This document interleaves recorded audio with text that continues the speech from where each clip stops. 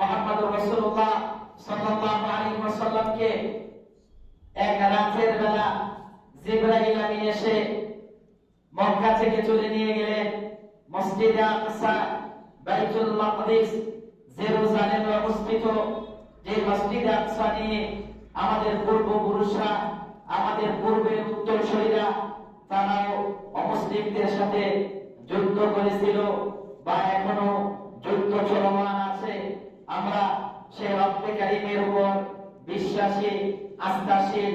আজ হোক কাল হোক আমাদের মুসলিমদের ঐতিহ্যবাহী মসজিদ মসজিদে আকসা আবারও মুসলিমদের কাছে এর সমস্ত দায়ী দায়িত্ব ফিরে আসবে ইনশাআল্লাহ।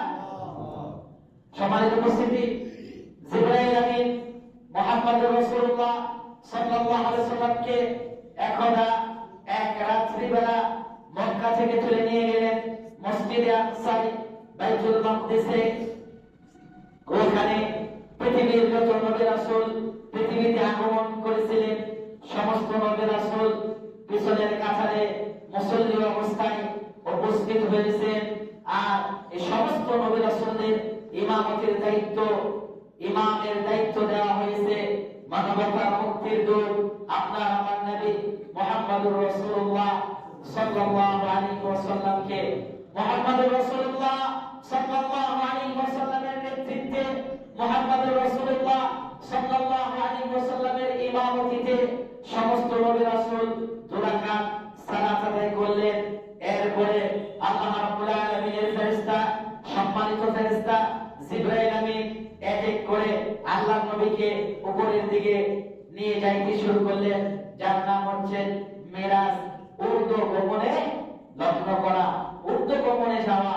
যাই হোক সম্মানিত উপস্থিতি, তো এই যে আল্লাহর নবী মুহাম্মদুর রাসূলুল্লাহ সাল্লাল্লাহু আলাইহি ওয়াসাল্লামকে এক রাতে মক্কা থেকে তুলে নিয়ে গেলেন এই মসজিদে আকসায়, বাইতুল মাকদিসে।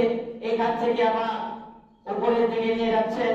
এক আসমান, দ্বিতীয় আসমান, তৃতীয় আসমান, চতুর্থ, পঞ্চম, ষষ্ঠ, সপ্তম আসমান ভেদ করে উনি আল্লাহ রাব্বুল আলামিনের সাথে পর্দার আড়াল থেকে কথা বললেন।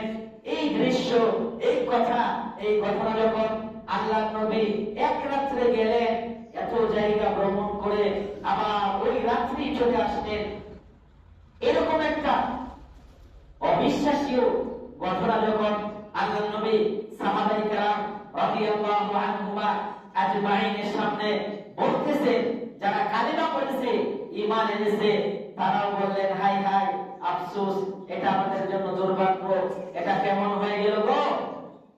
এতদিন অমুসলিমরা বলতেন যে মুহাম্মদ সে পাগল, সে গণক, সে এটা সেটা, কত কথা বলছে।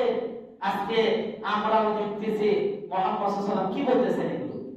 এক রাত্রিতে মক্কা থেকে মসজিদে আকসা, মসজিদে আকসা থেকে এক এক করে সাত আসমান ভেদ করে আল্লাহ রাব্বুল আলামিনের সাথে কথা বলে জান্নাত, জাহান্নাম, আসমান, জমিন সব কিছু ভ্রমণ করে একই রাত্রিতে চলে আসলেন।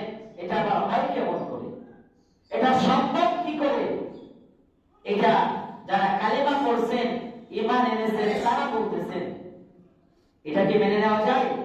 আমরা মুসলিমদের সামনে, মক্কার কাফিরদের সামনে আমরা মুখ দেখাবো কি করে? কি কথা বলাবলি করতেছেন। মসজিদে উপস্থিত যারা আছেন তারা এই কথা বলতেছে। আর একজন সাহাবী মসজিদ থেকে বের হয়ে যাচ্ছেন। মসজিদ থেকে বের হয়ে যাওয়ার পথে সাইয়েদনা আবু বকর রাদিয়াল্লাহু আনহুমা আজমাইনের সাথে সাক্ষাৎ হয়ে গেলেন। বলেন, আবু বকর, তুমি কি শুনেছো আল্লাহর নবী কি বলছেন? আবু বকর রাদিয়াল্লাহু আনহু জিজ্ঞেস করলেন, আল্লাহর নবী কি বলছে? বলতেছে, আল্লাহর নবী বলছে উনি কি এক রাত্রিতে মক্কা থেকে মসজিদে আকসা থেকে সাত আসমান ভেদ করে আল্লাহর সাথে কথা বলে জান্নাত, জাহান্নাম সব কিছু দেখে আবার নাকি ওই রাত্রিতে ফিরে চলে আসছেন। এটা কি সম্ভব? এটা কি মেনে নেওয়া যায়? এই কথা আবু বকর রাদিয়াল্লাহু আনহুর কাছে ওই সাহাবী বলতেছেন। আবু বকর রাদিয়াল্লাহু আনহু বললেন যে, ওহে আল্লাহর নবীর সাহাবী, তুমি ভালো করে শুনে রাখো, এটা কি মুহাম্মদ সাল্লাল্লাহু আলাইহি ওয়াসাল্লাম ওনার মুখ দিয়ে বলেছেন? এটা কি মুহাম্মদ সাল্লাল্লাহু আলাইহি ওয়াসাল্লামের মুখ দিয়ে বের হয়েছে কথা? বলে হ্যাঁ, উনি বলেছেন, তুমি যাও, তোমাকেও বলবে। এবার